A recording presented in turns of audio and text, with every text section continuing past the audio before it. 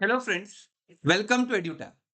So today we are starting with the 18th lecture of CA IIB on the go series for the subject BRBL, and our agenda will be to complete the most important topic of Sales of Goods Act, unpaid seller. काफी मजेदार बातें सीखने को मिलेंगी, एकदम ध्यान से सुनते चले जाना. You are not going to face any problem. तो लेकर प्रभु का नाम, आइए चर्चा शुरू करें.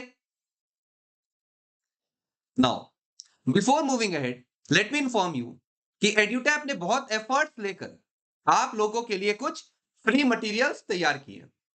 तो डिस्क्रिप्शन बॉक्स में दिए गए लिंक पे क्लिक करने से एक ऐसा पेज खुल जाएगा. Now these e books comprises most important topics, solve past year questions with answer key, practice MCQs and detailed syllabus. करना क्या है?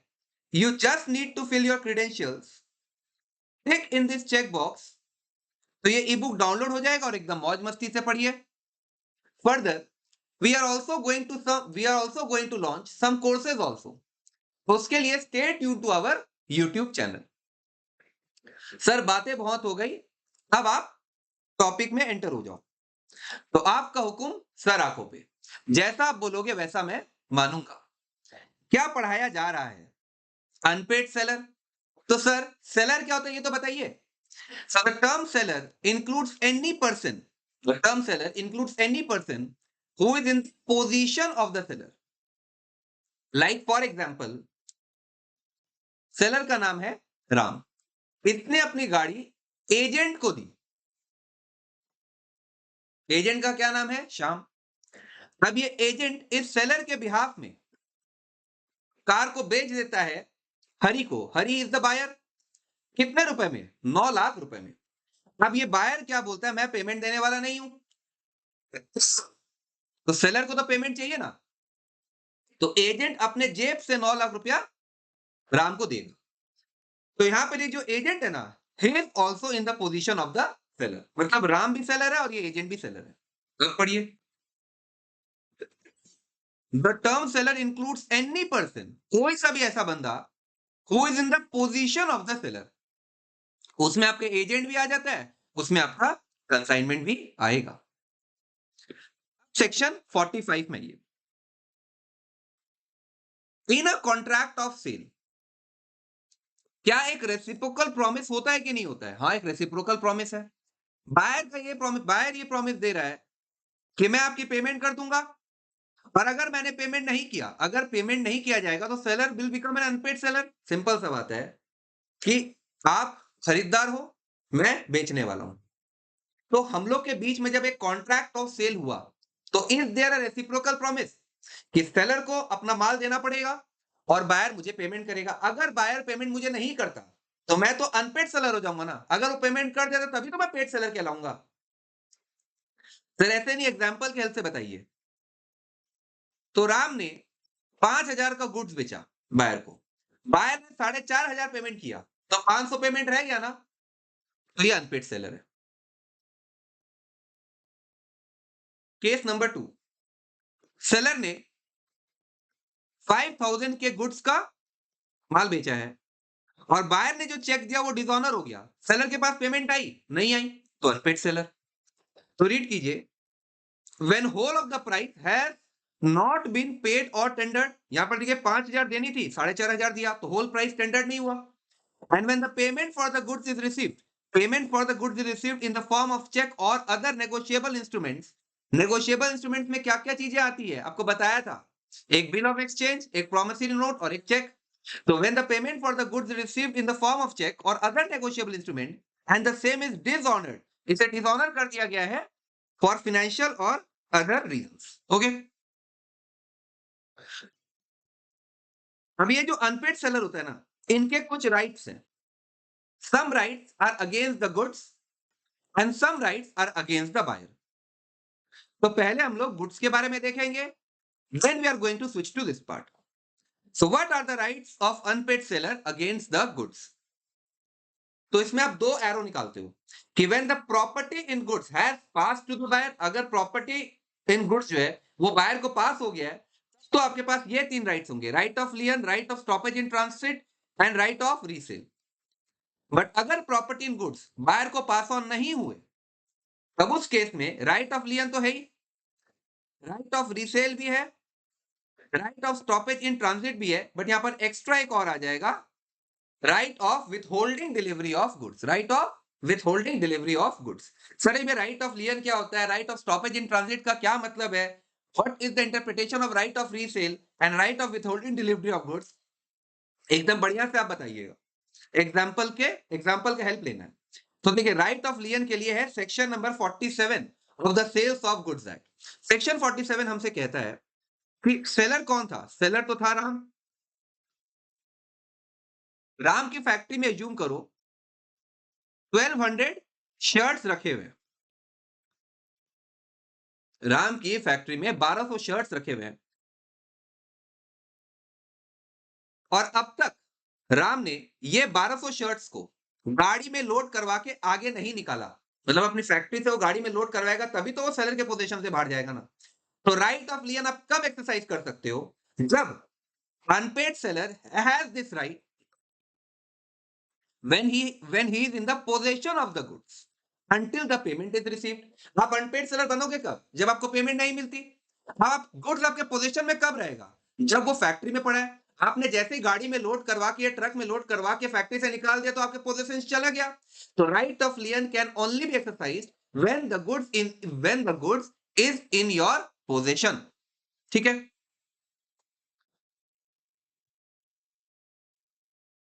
अब अनपेड सेलर के बारे में कुछ कुछ बातें बताई हुई है कि when the goods have been sold on cash basis that is without any stipulation of credit। आपने गुड्स कैश बेसिस में बेचा था और आपको अभी तक पेमेंट नहीं मिला, या फिर गुड्स आपने क्रेडिट में बेचा और क्रेडिट का जो टर्म है वो एक्सपायर हो चुका है, ये बायर अगर इंसॉल्वेंट हो जाता है।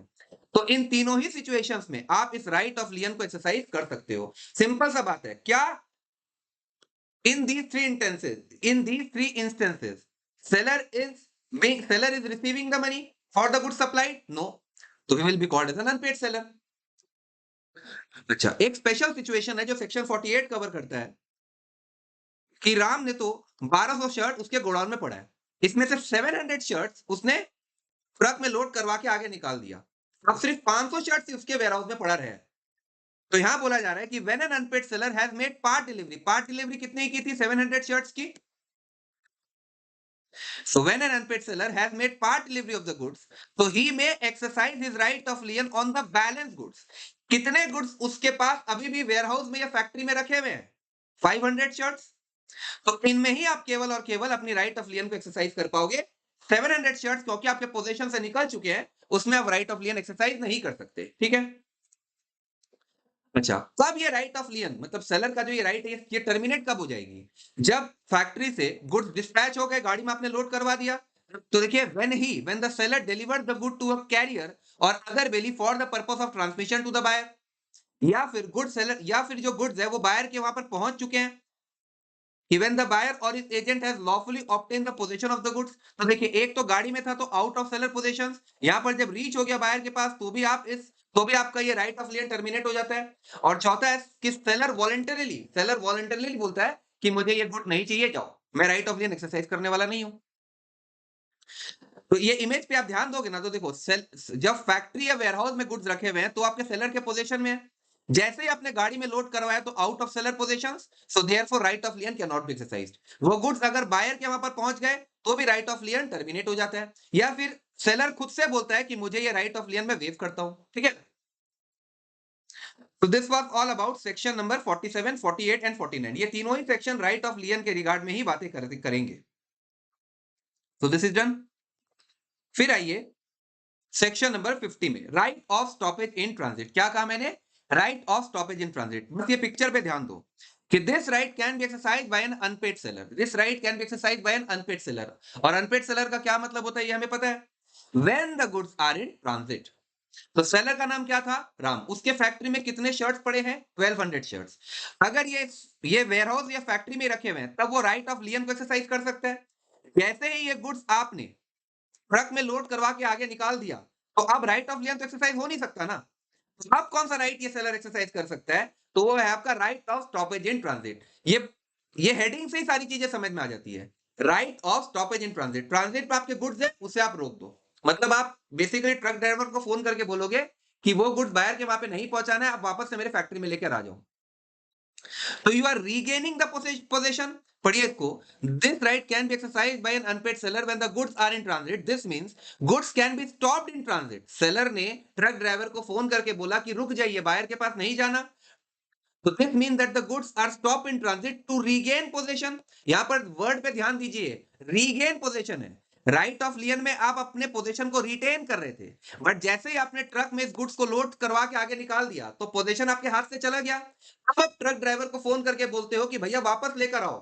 तो ये गुड्स जब वापस आपके यहाँ पर पहुंच जाएंगे तो आप पोजीशन को रीगेन कर रहे हो ना। So there is a difference between retain and regain. Right of lien में आप रिटेन कर रहे हो, right of stoppage in transit में आप पोजीशन को रीगेन कर रहे हो। Okay, so to exercise this particular right, one must follow the fulfill conditions. One must follow all the conditions. तो पहला तो क्या है कि सेलर को अनपेड होना चाहिए। दूसरा, seller must have parted with the position of the goods. आपने जब ये गुड्स को गाड़ी में लोड करवाया, आपने जब इस शर्ट्स को गाड़ी में लोड करवाया तो आपके पोजीशन से बाहर निकल गया कि नहीं निकल गया? हाँ, निकल गया। अच्छा, buyer must have been insolvent. Buyer insolvent होना ही चाहिए। ये जो राइट है ना, right of stoppage in transit, ये एक सेलर तभी एक्सरसाइज कर सकता है जब बायर जो है वो इंसॉल्वेंट हो चुका है और गुड्स आपके ट्रांजिट में होने चाहिए। तो अगर मैं राइट ऑफ लियन और right of stoppage in transit को कंपेयर करूं ना, तो कुछ पर्टिनेंट सी बातें निकल कर आ रही है। यहां देखिए, सेलर जो है वो पोजीशन ऑफ गुड्स को रिटेन करता है, यहां पे सेलर पोजीशन ऑफ गुड्स को रीगेन कर रहा है। लैंग्वेज को पढ़िए कि seller regain position after sending goods. आपने गुड्स भेज दिए, फिर आप ट्रक ड्राइवर को फोन करके बोलते हो कि वापस आ जाओ, तो आप पोजीशन को रीगेन कर रहे हो ना, वही लिखा हुआ है। कंडीशंस यहाँ पे क्या है राइट ऑफ लियन में कि सेलर के पास गुड्स होने चाहिए, but right of stoppage in transit में देखो क्या हो रहा है कि सेलर ने गुड्स भेजे हैं, गुड्स ट्रक ड्राइवर के पास है, बायर ने अभी तक रिसीव नहीं किए। अच्छा, यहाँ पे राइट ऑफ लियन को आप एक्सरसाइज कर सकते हो even if the buyer is not solvent, but right of stoppage in transit can only be exercise only if the buyer is insolvent, मतलब बायर का दिवालिया निकल चुका है। So this was all about section number 50। फिर आइए section 51 में, duration of transit. Sir, duration of transit क्या होगा कि सेलर के फैक्ट्री से गुड्स निकला और बायर के वापस वहां तक अभी तक पहुंचा नहीं है। तो transit starts when the goods are delivered to the carrier. मतलब सेलर ने शर्ट्स इस ट्रक में लोड करवा दिए for the purpose of transmission to buyer. मैं लोड क्यों करवा रहा हूं? ताकि बायर के पास पहुंच जाए, बायर के पास ट्रांजिट हो जाए। And it ends when the goods reach the buyer और एजेंट। तो कैरियर से लेके बायर, यही है हमारा ड्यूरेशन ऑफ ट्रांजिट। और इस दौरान अगर मैं ड्राइवर जी को फोन करके बोलूं कि भैया मुझे ये गुड्स बायर के यहाँ पर आप मत लेके जाइएगा, वापस लेके आ जाओ, तो वो आपका हो जाता है right of stoppage in transit. एक बार गुड्स अगर बायर के यहाँ पर पहुंच गया ना, तो फिर इस राइट को आप एक्सरसाइज नहीं कर सकते हो। बहुत ही कॉमन सेंस का बात है कि the right of stoppage in transit is lost when the transit ends. ठीक है, फिर है effect of stoppage in transit. Effect of stoppage in transit, देखिए, unpaid seller can exercise stoppage in transit by taking actual position by giving notice to the carrier who has the possession. The notice can be given to the person who is in the actual possession of the goods or to his principal as well. मतलब यहाँ पे क्या बोला जा रहा है कि ये जो राइट है ना स्टॉपेज इन ट्रांजिट का, ये कौन एक्सरसाइज करेगा? अनपेड सेलर, जो पोजीशन को रीगेन करता है। अच्छा, एक तो मैंने अभी आपको एग्जांपल के हेल्प से ऐसे समझाया था कि जो अनपेड सेलर है वो ट्रक ड्राइवर को फोन करके बोलता है कि भाई तू गुड्स लेकर वापस आ जा। ऐसा भी तो हो सकता है ना कि ट्रक ड्राइवर का जो मालिक है उसे फोन करके बोलूं कि जो गाड़ी में मैंने गुड्स लोड करवाया वो आपको पार्टी के यहाँ पर नहीं पहुंचाना है, आप मेरे पास वापस उसको वापस मेरे पास भिजवा दीजिए। तो वही बताया जा रहा है कि unpaid seller can exercise stoppage in transit by taking actual position. या तो वो ड्राइवर को फोन करके, या तो ड्राइवर को वो नोटिस दे रहा है, या फिर the notice can be given to the person who is in the actual position of the goods और टू हिज प्रिंसिपल और हिज एजेंट, मतलब उसके मालिक को भी बोल सकते हो। फिर है सेक्शन नंबर 54। अब देखिए, राइट ऑफ लियन में भी गुड्स आपके पास आ गए, right of stoppage in transit में भी गुड्स आपके पास आ गए कि नहीं आ गए? बायर ने पेमेंट करने से मना कर दिया, तो क्या उस गुड्स का मैं अचार डालूंगा? नहीं, मुझे उसको रीसेल करना है। तो right of resale, unpaid seller के पास ये गुड्स को रीसेल करने का भी राइट होता है। सर, रीसेल किस लिए लिखा हुआ है? क्योंकि पहले तो राम ने अपने ये 1200 शर्ट्स बायर को बेच दिए थे। बायर का क्या नाम था?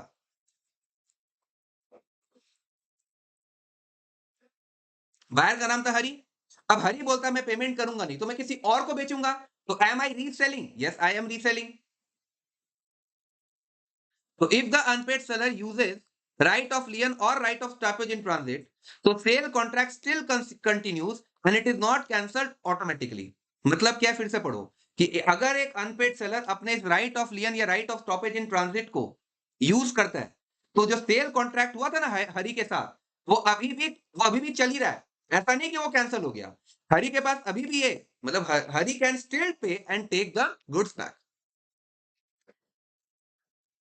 तो when seller can resell the goods, अगर गुड्स आपके पेरिशेबल नेचर के, पेरिशेबल नेचर जैसे फल फ्रूट्स होते हैं ना, इसका शेल्फ लाइफ बहुत कम होता है, 3-4 दिन में खराब हो जाते हैं। जैसे ब्रेड हो गए, इसका भी शेल्फ लाइफ कम ही है। तो ये गुड्स को अपने पेरिशेबल नेचर के गुड्स कहते हैं। इसमें सेलर को क्या करना पड़ेगा, इन्हें नोटिस देनी पड़ती है बायर को कि वो अपने गुड्स को रीसेल करना चाहता है अगर पेमेंट नहीं किया गया। मतलब सेलर बेसिकली बायर को बोल रहा है कि मेरा पेमेंट कर दो वरना मैं ये गुड्स को बेच दूंगा। बायर बोलता है ठीक है मैं नहीं करूंगा, अभी भी नहीं करता हूं। बायर स्टिल डज नॉट पे with in the reasonable time.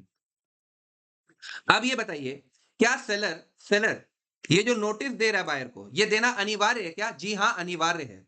अगर सेलर ने ये नोटिस दिया तो गुड्स बेच के जो प्रॉफिट होगा ना, वो सेलर का ही है। लेकिन अगर गुड्स बेच के लॉस हुआ तो वो लॉस बायर बियर करेगा। सर ऐसे समझ में नहीं आ रहा, एग्जांपल दीजिए। देखिए, राम ने 1 लाख का राइस बेचा था शाम को क्रेडिट में। श्याम बोलता है कि मैं पेमेंट करने वाला नहीं हूं।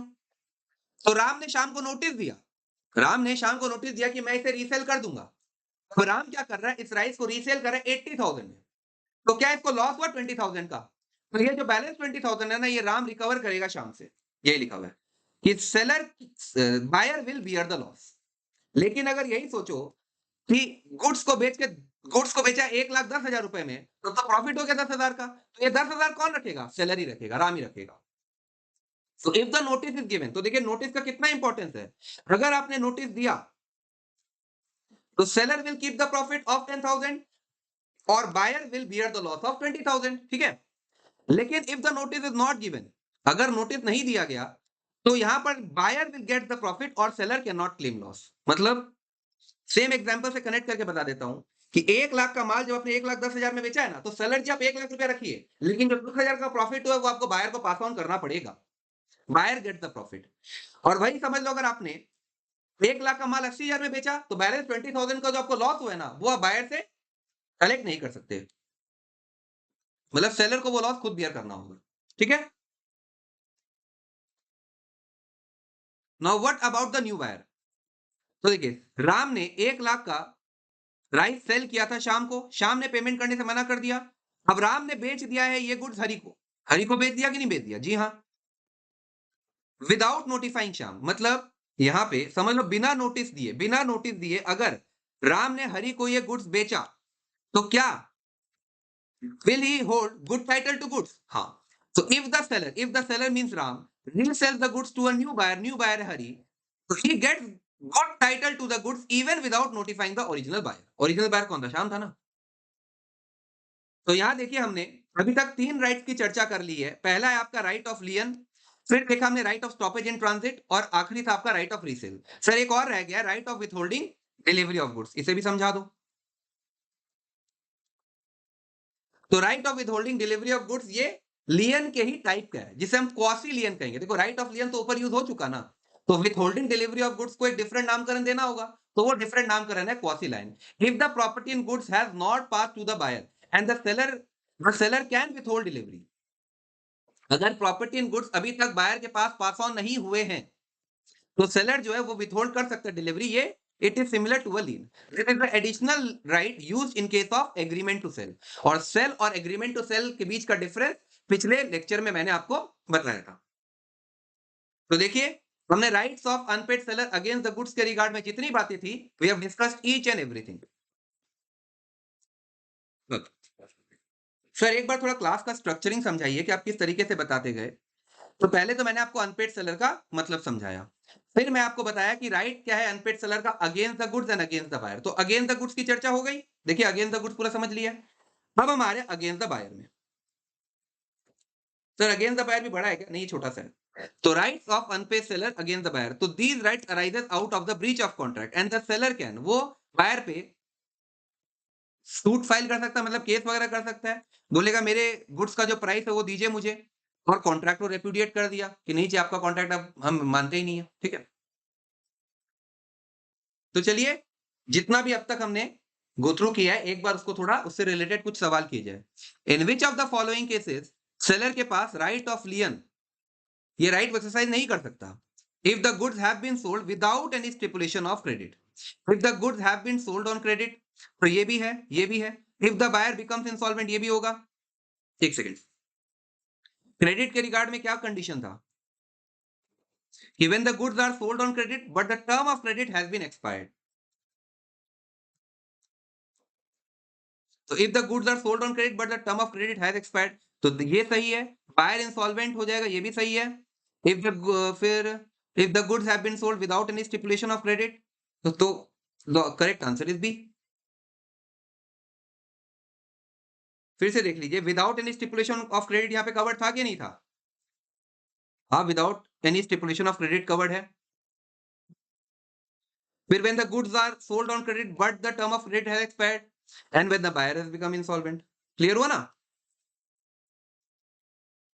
फिर which of the following is not a right of unpaid seller against the buyer arising out of a breach of contract? against the buyer में कौन सा राइट नहीं है सर? बायर का तो पहला बात ये है कि वो क्लेम कर सकता है डैमेजेस, क्लेम कर सकता है प्राइस ऑफ गुड्स और रेपुडिएट कर सकता है कॉन्ट्रैक्ट। तो केवल यही थी। तो क्लेम डैमेजेस, प्राइस, रेपुडिएट, तो D is my right answer. फिर a seller sell goods worth ₹5,000 to the buyer, buyer ने पेमेंट कितना किया है? चेक से। बायर ने पेमेंट किया चेक से और चेक डिसऑनर हो गया, तो under the sales of good act क्या सेलर को हम लोग अनपेड सेलर मानेंगे क्या? हाँ, बिकॉज चेक डिसऑनर हुआ है, तो बी है मेरा सही जवाब। नाउ कंक्लूड करने से पहले I have something very exciting for you. तो आप एड्यूटैब के वेबसाइट में जब लॉग इन करते हो तो उसके कोर्सेज सेक्शन में CAIB कोर्सेज है। तो हमने अपना मास्टर कोर्स लॉन्च कर दिया है और टेस्ट सीरीज भी लॉन्च किया जा चुका है। देखिए, आप समझने का प्रयास कीजिए कि जितना भी कंटेंट आप पढ़िए उसका कोई वजूद, कोई औचित्य, कोई रेलेवेंस नहीं है अगर आप टेस्ट नहीं देते, अगर आप एग्जाम नहीं देते। और हमारे टेस्ट सीरीज का सबसे बड़ा की पॉइंट ये है कि हमने दिसंबर में 2024 में जो पेपर्स हुए थे उनको भी इनकॉर्पोरेट कर दिया है, 2025 में जो 2 पेपर्स हुए उनको भी इनकॉर्पोरेट कर दिया गया है, और 2026 में जो एक बार आपका एग्जाम हुआ है वो भी पेपर्स इनकॉर्पोरेटेड है। और quality of questions are very very very good, क्योंकि पर्सनली मैंने देखा है वो क्वेश्चंस को। फिर इनका प्राइस कितना है सर? ऐसे तो प्राइस 8,000 है, बट अगर आप 78% यहाँ पर अभी हम लोग ऑफ चला के रखे हैं तो आपको 1760 में मिल जाएगा। क्या मास्टर कोर्स में भी ऑफ है क्या सर? 24,000 का चीज आपको 5,280 में मिल रहा है, इसमें भी 78% का ऑफ हम लोग दे रहे हैं। क्या कोड पुट करना पड़ेगा? Wow 78। So this was all about today's lecture. अपने हेल्थ का ध्यान रखिए and do take very good care of your parents. बाकी मुझे आपके लाइक के, आपके कमेंट का, आपके शेयर का बेसब्री से इंतजार रहता है। हमारा ऑन द गो सीरीज इतना अच्छा चल रहा है कि मैं आपको बता नहीं सकता। स्टूडेंट्स का अच्छा से अच्छा रिस्पॉन्स आ रहा है, तो आप लोग भी रिस्पॉन्ड कीजिए, हम लोग उससे मोटिवेटेड और एनर्जेटिक फील करते हैं। तो आज के लिए tata bye bye, signing off, CA Satish Surekha.